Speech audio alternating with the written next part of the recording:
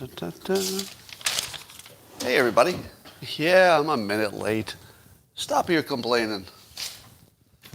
The price is right. Sure, I might be coming to you late, but the price, perfect. Just perfect. Now, with any luck, I've situated my two cameras here on my two flat platforms so that my eye contact will be approximately where it needs to be. And we will do something called the simultaneous sip in a moment after YouTube gets through all of its advertisements. But let's talk about some of the things happening today. In the irony alert department, AOC's dress designer, you remember AOC's dress for the Met Gala, said tax the rich. Well, it turns out that the person who designed that dress has not paid their taxes. That's right. The designer of the dress that says tax the rich is behind on her taxes, or his taxes, I don't know who it is. But you know that the simulation had to give us that, right? Just had to give us that. Thank you, simulation. And this is why you should show your gratitude to the simulation. Yeah, it's a recurring theme, hypocrisy. Well, here's a good sign of things to come in the golden age. I keep telling you that this pandemic looks bad. I know it looks bad. It does. But it was required to kick off the golden age because it reset everything and people rethought everything, and suddenly there's a whole bunch of better thinking and new ideas coming. Here's one. California just changed some legislation to make it easier to get approval to put a second home on your lot that's only zoned for one home. That's a really big deal. That's a really big deal. Because if you're trying to get affordable housing, there's nothing more affordable than free land. It's free. It's already there. And if you've got a big backyard or you get a little extra land on the side, you can add one of these little ADUs or small units. So here are the things that you would save. So land would be free, because now you can put a second home where your one home is. You got free land. Wouldn't cost anything, it wouldn't cost much extra to bring in utilities from the street. The property is probably already, graded and everything for a home, because there's one on it. You wouldn't need architects or engineers or contractors if you get these prefab homes. You take all of that expense out of it. And because they're prefab and they're built in factories, and you just sort of unfold them in some cases once you get to the site, you should be able to drop the cost of a pretty good home by, 80% or more. It's a pretty big deal. So keep an eye on that trend. All right. I believe it's time for a little thing called the simultaneous sip. I know you've been waiting for it, and I know your life will not be complete without it. And so I would invite you now to grab your cup or mug or glass, a tankard, chalice, stein, a canteen, jug, or flask, a vessel of any kind. Fill it with your favorite liquid. I like coffee. And join me now for the unparalleled pleasure, the dopamine hit of the day, the thing that makes everything better, everything. It's called the simultaneous sip. It's going to happen now. Go.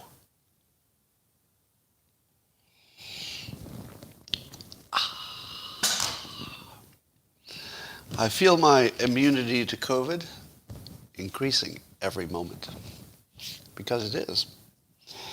Well, more news from the golden age, or is it? The following news comes in two forms. One, an optimistic look at the future and what technology and the potential of humankind holds for us. Very, very good-looking sort of a story.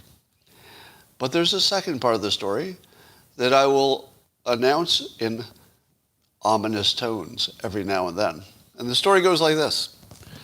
The very first child born from polygenic screening as an embryo has just happened. So a live human has been born who was selected for her good quality embryo, specifically her genetic components.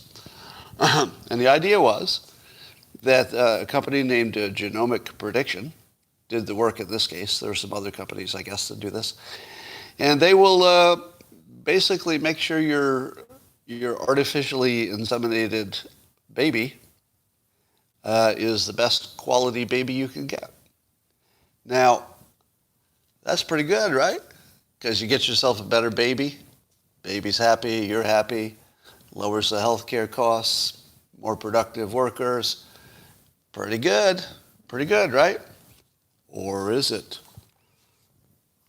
Or is it? Or is it one step to eugenics and a Hitler-like future?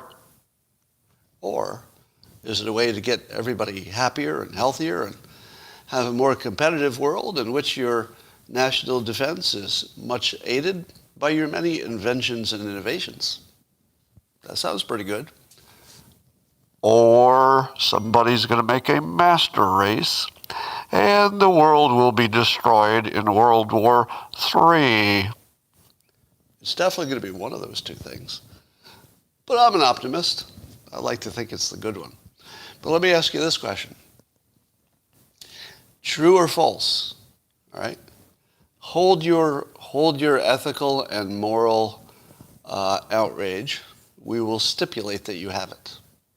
We stipulate that you're morally outraged by the story. But here's the question. Are we going to have to make super babies for national defense? Think about it. Your economy drives your ability to defend yourself. If your economy is good enough, you can buy all kinds of good weapons and you can bribe people and you can do everything that you need to do. So you need a pretty good economy. You need lots of innovation, lots of invention to stay ahead of your adversaries in military development. What if China, let's just pick China as an example, what if they decide to make a bunch of super babies with high IQs and high ability to invent and innovate, and suddenly all the inventing and innovating moves over to China? And their economy is screaming because they got the super babies just starting startups and unicorns like crazy. Yes or no? It's a homeland defense imperative to make super babies in the long run. Not much difference this year, but in the long run, let's say the 100-year future of the Republic, do we have to make super babies to survive, to be competitive? Define super. Super would be, let's say you could crank out an Elon Musk or a Bill Gates at will, because you can. Now, not necessarily their personalities, but you could hit their IQ. You could hit their IQ, and you could probably know some things about them. Somebody says we already are. Yeah, in a sense, we're already practicing eugenics because we have more mobility. What's the difference between a smart engineer working for Microsoft who searches for a mate and finds another smart engineer working for some other country or company, could be another country, and then they get together? Well, it's sort of selective breeding, isn't it? You're going to get a pretty smart kid if the two smart engineers from wherever they were in the world get together to make a baby. Probably that kid's going to have some potential, right? And so we're already practicing eugenics just because we have mobility and we have the internet. So it's happening on its own. But what happens if we take it to the next level and make super babies? I would say that we have all kinds of moral hazards here, obviously, but might be necessary. Might be necessary. Because without enough super babies, I don't know, can you compete in the future? I wonder. Speaking of the future that's looking good, there, according to Saul of United, who alerted me to a tweet or a story, There are two of the four contenders to become Japan's next prime minister are so pro-nuclear that they're pushing for small modular reactors and nuclear fusion reactors. Of course, you'd need to develop that technology. But the small modular reactor idea, 2 out of 4 Japanese candidates for prime minister. Now, maybe one of them won't win, but you'd have to think that Japan is pretty nuclear shy, right? If anybody had a right to be between Fukushima and of course, Hiroshima and Nagasaki, which had nothing to do with nuclear power per se, but you got to figure it's all in the psychology somehow. But even Japan can't come up with a reason not to do nuclear. Think about it. Even Japan doesn't really have an argument against it. And I keep telling you that the anti-nuclear people just disappeared. It's one of the biggest stories in the country, but because it's a story by subtraction, you just don't notice it. You know, most of the stories we notice are something gets added to the atmosphere. Hey, that wasn't there before. But when something just sort of drains out of the atmosphere, you don't notice it because it happens slowly. There are no anti-nuclear energy protests, are there? I don't think they exist anymore. And it's because the technology and the knowledge about the necessity of nuclear power, especially if you're worried about climate change, it's beyond debate now. I feel like it's literally one of the few topics I've ever seen in my life that's now beyond debate. When has that ever happened? Think of one other example. I don't know, maybe you could come up with one, but I can't. Well, there was some kind of conservative rally, was it yesterday? And I guess the organizing theme was about the January 6th protesters who are still in jail. And they seem like political prisoners to many of us. But Insurrection 2 was a disappointing sequel. It turns out that without Trump's direct involvement, there's not much energy. There just wasn't enough energy. So it was lightly attended because people were smart enough to know it was probably a setup in some way, or at least dangerous, without enough benefit. And of course there were undercover cops, and there were photos of them looking obviously like undercover cops, and humorously so. I mean, they're... Trump, somebody says, I'm seeing on locals, Trump said it don't go because it's a setup. Is that true? Did Trump advise people not to go? Oh, I'm seeing fact check, true. Okay. Well, that would also explain why there's low attendance. And that was smart of Trump, I think. But Trump also knows that energy is what matters. Probably the smartest thing about Trump is his understanding that energy beats facts. And if you can move energy where you want it, getting attention, for example, putting a focus on something, for example, then you win. And Trump is an energy monster. Like, he just eats energy, and then he spews it out in a different direction. But this event didn't have any energy. All right. And one of the things that came out of it was a lot of people online were mocking the very white-looking people who were dressed in their supposedly undercover clothing, and they looked like every white person in warm weather. You know, the T-shirt, and the khaki-like shorts, and there was one guy wearing dress socks with his sneakers. They looked so white. But I, of course, took some of this personally because they were being mocked for dressing exactly the way I dress. Took a little personally. But I would like to defend my people. My people being poorly dressed adult white men. Now, it's not limited to white men, but it's the only category I can speak of with some authority. Do you think those of you who have noticed that I'm a poorly dressed adult white man, do you think that I do this intentionally? Do you think I wake up in the morning and say, you know what would really work for me? To be poorly dressed. That's what I like. Do you think that when I walk past the clothing store of really sharp and stylish clothing that's made just for adult white men, do you think that when I walk by that store, I say to myself, I could go in that store and I could afford those clothes, and if I bought some of them, I would look stylish and attractive, at least the clothing part. I choose not to. I'm just going to walk on by. No, I don't do that. Do you know why?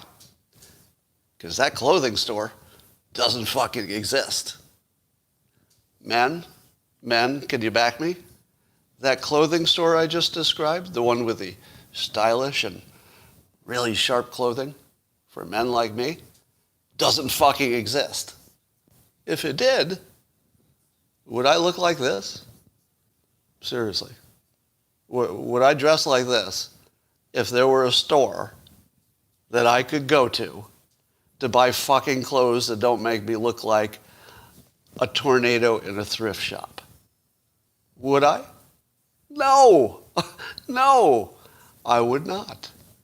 Give me any option to not look the way I look, I'm going to be taking it. What's the best advantage of being black in the United States? Come on, what is it? All right, there are disadvantages, obviously. What's the biggest advantage of being a black man in the United States? A black man. What's the biggest advantage? You don't have to look like this. Right? You don't have to look like this. You can actually wear stylish, fashion-forward footwear. You could wear a shirt that I could never put on, and you look great. On average. Everybody's different, of course, but on average, they got options. Where's my option? Well, and I would like to protest because I feel that the fashion designers for my segment of the market, I feel that they're just trying to match the boringness of my lifestyle and personality with the clothing. So I feel like the fashion designers look at me and my people and say, not too much glitz there. We want to tone it down, give them something modest and unattractive, because they think that I'm boring and uninteresting. But let me tell you, if I were boring, could I play air guitar like this?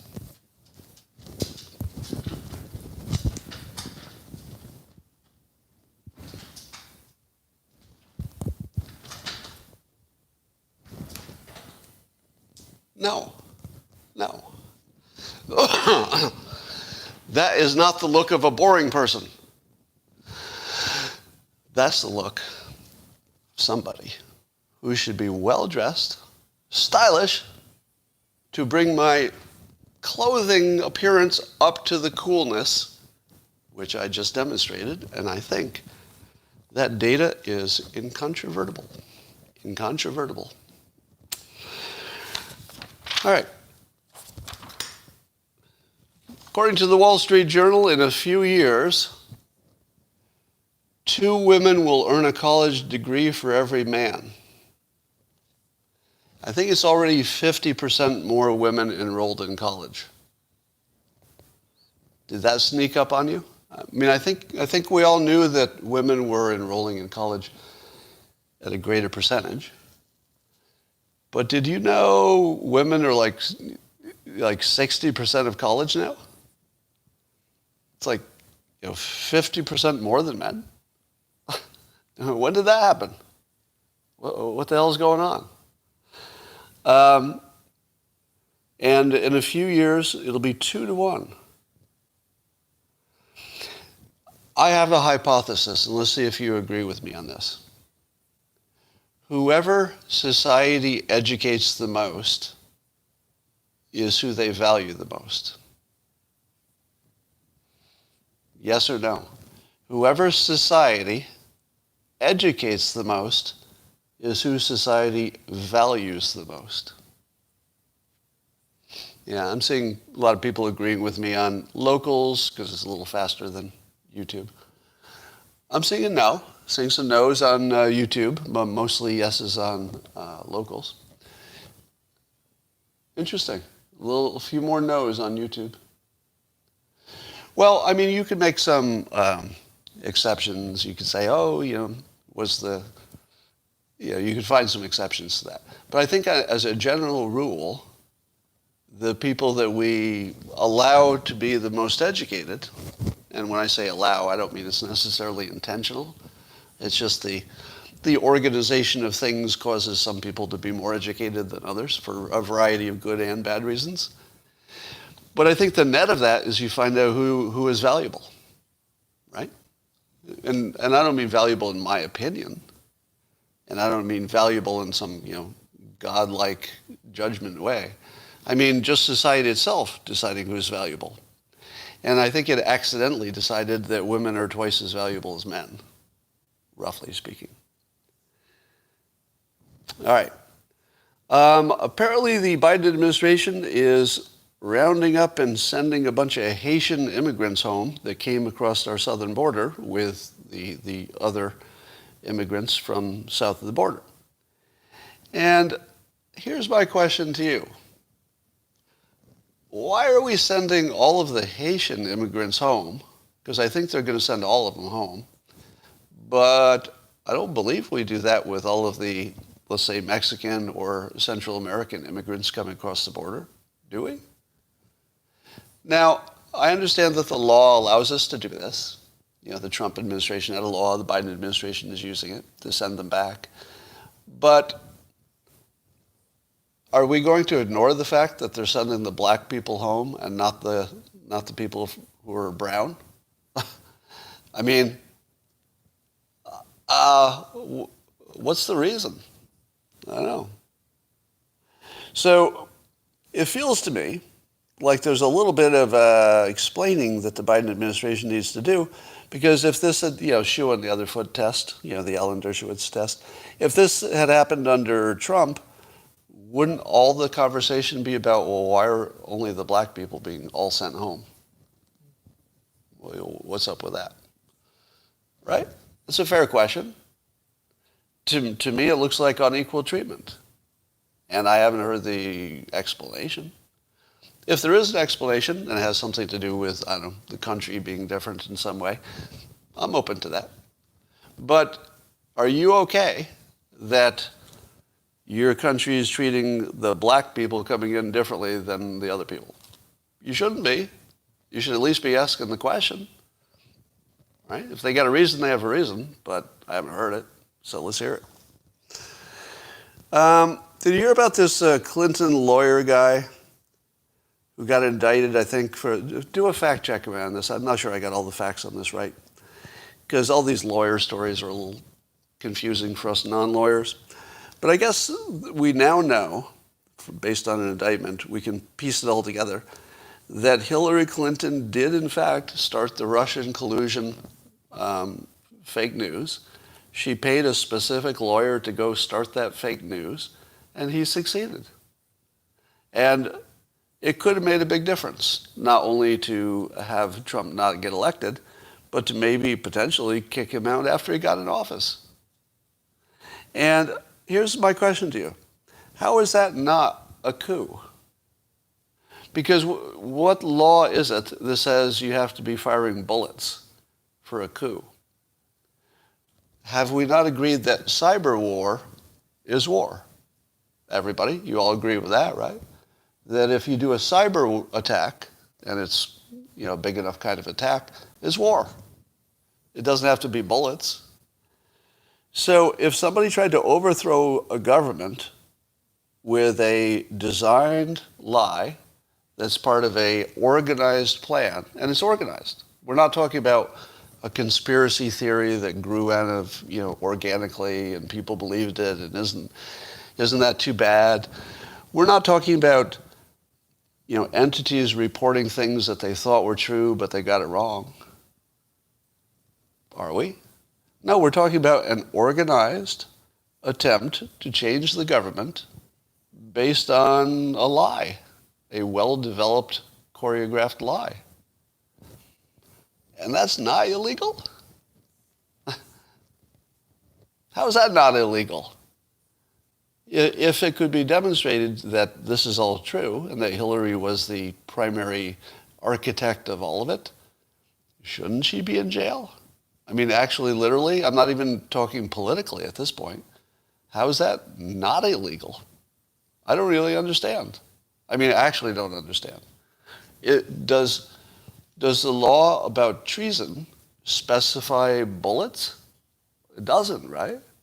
Does it even specify violence? Does treason require violence? Or a coup? Does a coup require violence? I don't know. I mean, I think they're good questions. I don't know what the answers are. And here's another coup attempt. Apparently, it's now matter of fact that Pelosi, after the election where Biden won, Pelosi was so concerned about Trump being, quote, crazy, that she called General Milley. Now, of course, this is according to Bob Woodward. So what are the odds that Bob Woodward is reporting this correctly? Who knows? I mean, not high. But supposedly, Pelosi said that even Milley knows, well, here's the actual alleged quote that I doubt is a quote, but allegedly. Said, he's crazy. This is Pelosi to General Milley around after the election. He's crazy. You know he's crazy. He's been crazy for a long time. So don't say you don't know what his state of mind is. Now, given that this is in a transcript of a call between Pelosi and Milley, it suggests that she actually believed this, right? That she actually believed that Trump is actually crazy in a literal sense. Not just, hey, he's wacky, but crazy. She actually believed it. Did you think she believed it? I found that a little surprising. It's possible she was lying to Milley too, I guess. But it sounds like a call you wouldn't make unless you actually believed it. Fact check me on this. It's more of an opinion. Would Pelosi have even made this call unless she believed it? Would she? Would you make that call unless you believed it? Because I don't see there was an upside, really, because Trump had already lost the election. Once he's lost the election, you don't have to worry about the politics of it. I feel like she was worried about the real thing, right? I mean, she could be lying, but what would be the point of it? What would be the point of lying? So given that I don't think there was a point to lie, I think she actually believed he was crazy and a risk to the country. Now, under that context, once you knew that Milley had talked to the Chinese counterpart general and assured them that there wasn't going to be an attack, it makes more sense now, doesn't it? So if you know that Milley was aware that Pelosi was talking out loud about Trump maybe having a nuclear attack, and who else are you going to attack, really? I mean, are you going to attack France? Who would you aim your nukes at? Given that China has many sources, what were the odds that China would find out through its own sources, either spies or other, that Pelosi literally believed there was a risk of a nuclear attack? Literally. What if China had found that out on their own? That's a dangerous situation, right? If they'd found out that Pelosi was really talking about a nuclear strike risk, what would they do? Well, I think they would have to go on some kind of alert status, wouldn't they? Now, I don't know enough about the military to know if any of what I say next makes sense. So give me a fact check on this. I think they could have raised their alert. Now, if they had, would we have noticed? Would we notice if China went on war footing just for defensive reasons? I feel like we would. They'd have to move some stuff around, right? They'd have to do something different that we'd notice. And then what happens if we've got this chaos of the changeover in politics, and somebody notices that China just went on war footing? What was it that we were afraid of, right?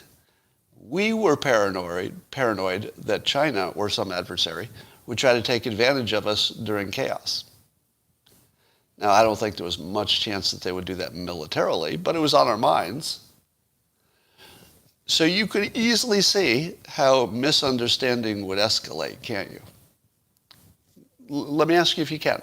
Did I paint a picture in which there was at least a risk that the Pelosi talking about nuclear strike could have caused China to find out about it, could have caused them to respond, could have caused us to respond to the responding, and then God knows what happens next? Did I make my case? I'm seeing mostly no's. Well, then if I didn't, then what part did I miss? Let's break it down. Do you believe that China could have found out that Pelosi was literally concerned about a nuclear strike? Let's just start with that. Do you believe that China could have found out on their own with their own sources? Okay, I'm getting yeses for that. Do you believe that if they heard that, they would have responded in a way we could detect? So that's the second question. Would China have responded militarily, like just preparation, in a way we could detect? So that's where I'm seeing the no's. Oh, really? You think we wouldn't be able to detect a war footing? Well, I think maybe the people who have less confidence in our intelligence than I do, I feel like our intelligence would know that right away. I feel like it. Because it would be too big. Too many wheels would be put in motion for us to not catch it with one of our sensors, meaning human or satellite or something. Okay, well, I'll just put that out there. But if it turns out that Milley knew that was a risk and he made that call and he cut it off, I would say that's just doing his job. And doing it well, actually. I'll criticize him on Afghanistan all day long and wokeness, etc. But I just don't see what's wrong with that call. I really don't. I mean, I want to, because so many of you do see what's wrong with it. I can't see it. It just looked like he was doing exactly the right thing to me. Now, some of you said, but wait, Scott, wait. What he did was tell an adversary we're not going to attack, which gives that adversary an advantage because now we're not unpredictable anymore. And worse, really worse, Milley said that if we were going to attack, he would have called and warned them. Do you think that really happened? Do you think that Milley actually said that? Remember, quotes in a book almost always are made up. Almost always are made up. So I think the odds of him actually having said that, 20, 30% tops. So first of all, don't believe he actually said it. Secondly, and when I say actually said it, I mean said it in those exact words. There might have been something in that domain. Secondly, if Milley said that if we were going to attack, I would have called you, what did that mean? Did you take that to mean that he would call you right before the attack to get you ready? I will think so. That doesn't sound like anything he would have said. How about this for a more reasonable interpretation, right? You've all worked for, well, not all of you. Many of you have worked for big organizations. You know how stories get morphed over time.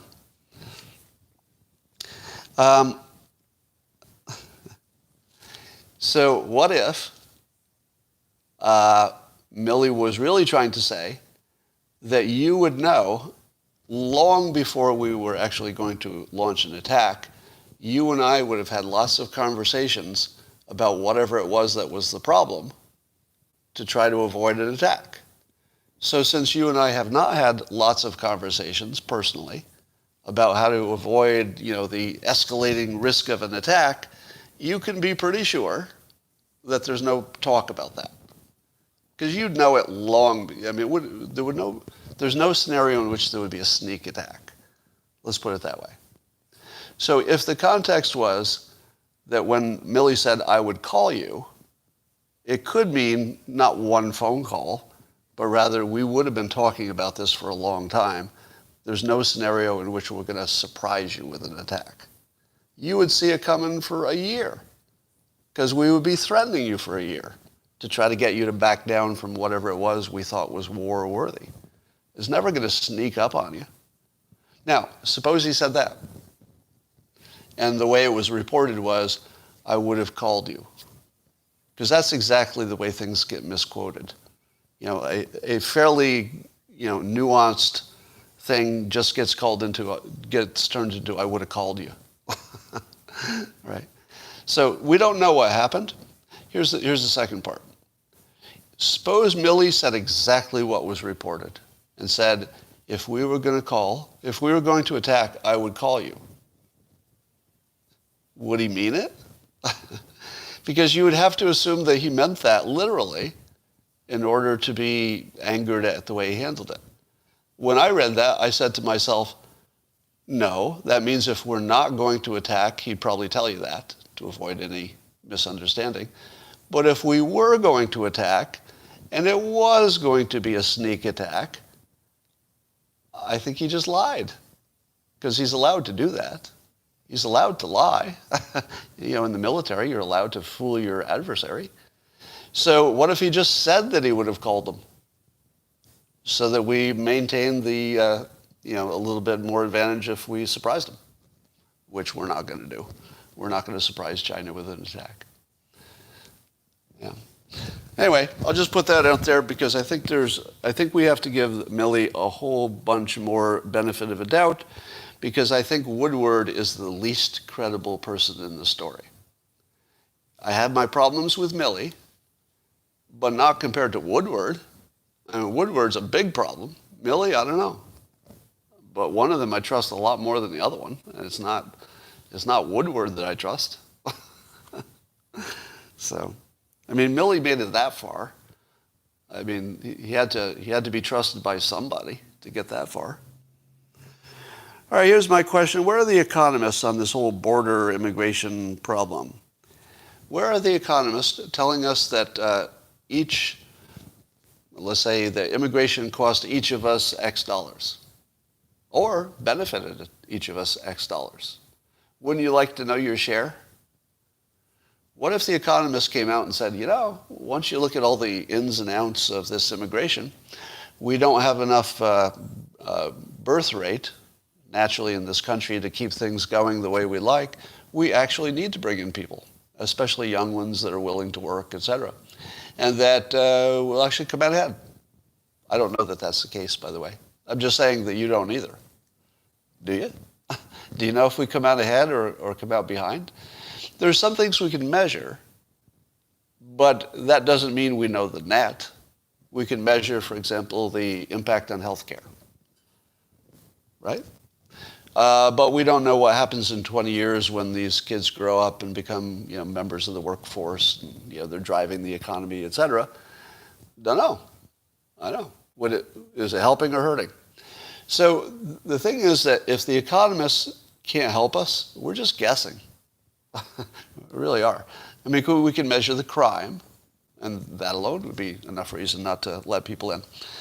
But here's the system that I think we should have for the border. We should stop treating it like a goal and treat it like a system. Here's the difference. A goal would be to only let in people we want, but also be kind and, we would be kind and, let's say, empathetic, and we would try to treat everybody with dignity and humanity.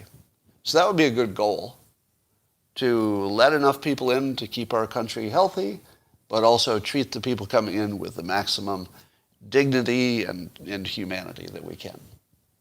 Keep everybody safe. Those would be goals. Now, problem is, some of them are contradictory, and it's not a system. What we need is a system, and I would suggest that the best system would be this. You get a panel of economists, make it bipartisan, get some Dems, get some GOP, put them on that panel and say, all right, you economists, tell us what is the right amount of immigration that helps the economy. And then we will let that many people in. And then when we reach that limit, we'll say, all right, that's enough for this year, and we'll do our best to secure the border after that. And then next year, we look at the economy again, and we make a separate decision. Okay, this time, well, as bipartisan as you can be. I mean, I would go for something like a Supreme Court model, where they're definitely partisan, even on the Supreme Court, but they're still credible. There's definitely a majority in one party, but still credible, because you do get to read the minority opinion, et cetera. So the process works better than, the alternatives. So if you had a really secure border with a door that could open and close, you would let people in based on the economists, and you would seal the border based on what the economics look like, and you would depersonalize it. I mean, why we're talking about it's racist or not racist to allow immigration is ridiculous. We should take all of that personal stuff out of it and just say it's just money. And we should say that this is not a question of fairness, right? Because if you try to be fair to everybody, you just can't really balance all those interests, because what's fair to the immigrants isn't what's fair to the citizens of the country, et cetera. So I don't think you should use fairness as your standard. What would be a better standard than fairness? Well, maybe a glurpin. So I think it's sort of a glurpin situation. And if you haven't heard that word, it's a new word. And it applies to a situation that isn't fair, but it's better that it isn't. Capitalism is a good example. Capitalism is not intended to be fair in terms of outcomes, but we're all better off because it's not, because that's what makes people work hard and makes enough money so that everybody can get at least a taste. So I think the border is another one of those situations where if you tried to make it fair, you really couldn't balance everybody's interests. So instead, let's just treat it like the glurpin it is, a situation in which fairness isn't really desirable in this case. You just want the most efficient system that keeps the United States healthy, because keeping the United States healthy is really good for a lot of other things, right? It's really good for a lot of other things.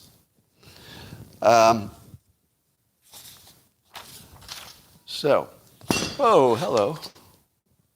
That fell over. Apparently the COVID hysteria is the highest in blue states. I saw Zuby say something about that on Twitter, and Bill Maher was talking about it. Bill Maher was talking about how Democrats in polls are completely wrong by orders of magnitude about how dangerous the coronavirus is. Now, given that the Democrats are the party of data, Ike, that is entirely too generous, but thank you. So we've got this big difference between the Dems and the Republicans in terms of what they think is the danger of hospitalization. And I mean, it's really off. Like the Democrats are way off in understanding it. So why is there no Republican who is making a big deal about the fact that that Democrats don't understand the data?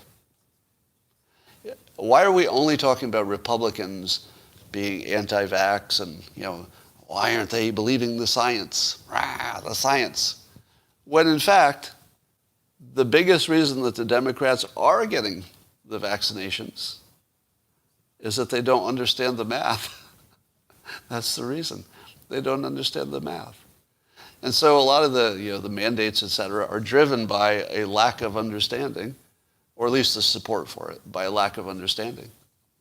So I think some Republican needs to make hay with this about their lack of following the data, because it's so demonstrably true. I mean, the polls show it overwhelmingly clearly. It's a claim that you can't argue. it would be really hard to argue that Democrats don't have a wildly incorrect idea of the risk, because we know the risk, and we know what the polling says. It's pretty clear. As Naval said yesterday on Twitter, the masks will come off not once everyone has been vaccinated, but once everyone has been infected. Now, I would only add the obvious that nothing is an absolute, so it's not really everyone. But let's say most everyone is going to have to get infected before the masks come off. I think that does make sense. Now, are you ready for my best idea of the day to open up everything? I have an idea that I think could get the country back to normal even with an endemic. It goes like this. Correct me if I'm wrong. I have a lot of engineers on here. Is there a device that can measure airflow in a room fairly quickly, where you can just sort of hold it up and you could tell if there's sufficient airflow in the room that things are blowing around right? So I'm saying yes. Yes, that's a device. Now, is it such an expensive device that you couldn't get one that would be available at least to occasionally test as many rooms as possible? I feel like you could. Let me ask you this. If you did a study of rooms that have airflow, now I'm not talking circulation, right? Because you're all going to jump to circulation. Not talking about it. We all know circulation is good. We all know an open window is good. So forget those things. This is not what I'm talking about. So I'm not going to talk about an open window, and I'm not going to talk about how well it circulates from inside to outside. I'm only talking about whether the air is moving. My hypothesis is this, that you don't get COVID when the air is moving. That's my hypothesis. Now, I feel like you'd be able to test that, because you could find out what spaces were getting people infected, and you could find out if they have more airflow. Okay, I'm so mad right now. I was trying everything I could for somebody not to make a comment that says circulation works, and I just saw it go by. Please, dear God, can we all agree that opening a window works? You don't need to tell me that. We all know circulation is good. Stop saying that in the comments. We're not talking about those things, just airflow. That's it. And so if you have a device where you could test it and you could find out, in most cases, you have an idea where somebody got infected, could you not find every space that's safe and every space that's not? And as soon as you knew which spaces were safe and which were not, okay, on locals, you're doing the same thing to me. Please, dear God, stop telling me about how you can fix your HVAC system to filter out the coronavirus. Not the topic. That's not the topic. I get it that it's good stuff and we should be doing it, but it's completely off topic. And here's why my hypothesis goes like this. You've seen smokers, they exhale and the plume of smoke is like intense for a while and then it seems to dissipate. Well, wouldn't you assume that somebody who is standing in the middle of a intense plume is going to get a larger viral load than somebody who happened to be standing in the same room but away from like a temporary plume that got formed? Or even just by chance, there might be some pockets that are a little denser than others. Maybe the virus tends to float down instead of up, so maybe the top of the room above your head doesn't have much virus. Maybe there's a lot of virus below the waist. I don't know, after a while.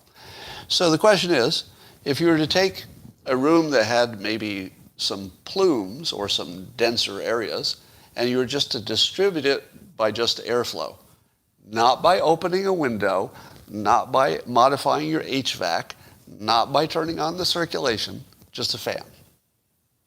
Just fan. Could you spread it around more efficiently to the point where maybe there's the same amount of COVID in the room, or coronavirus in the room, but nobody can get a big enough dose. It just got spread out too much. So that's my hypothesis. Hypothesis is that you could measure the airflow in spaces, because devices exist, and that you would find there would be almost a perfect correlation between how much the wind is moving, the air, and how often people get infected there. Just a hypothesis, but all of it could be easily tested, right? Would you agree that this is all testable and not really hard?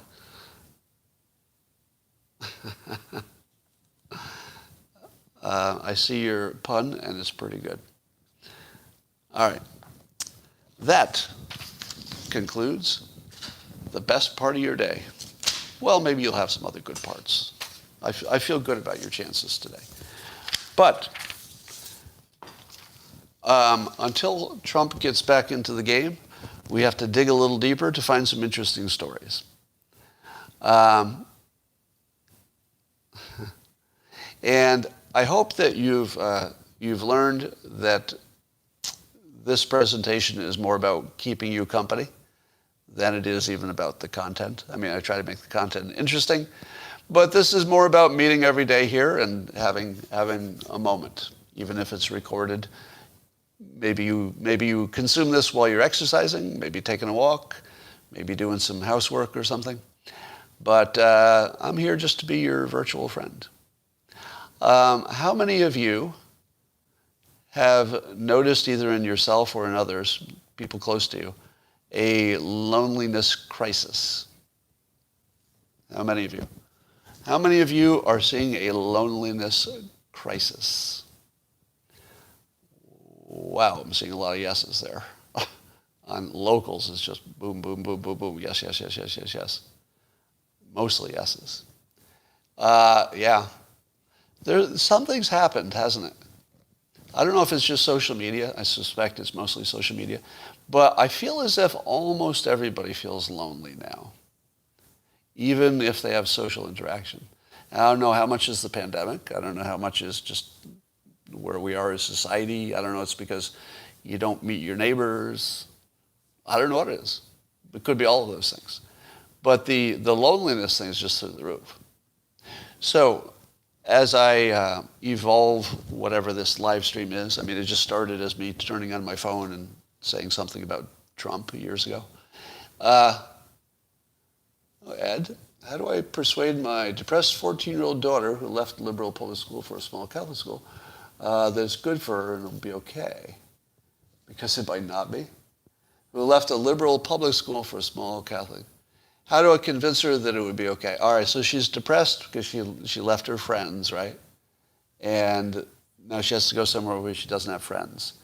My understanding of kids and school is that all that matters is their friends. Back me up, parents. Nothing else matters, right?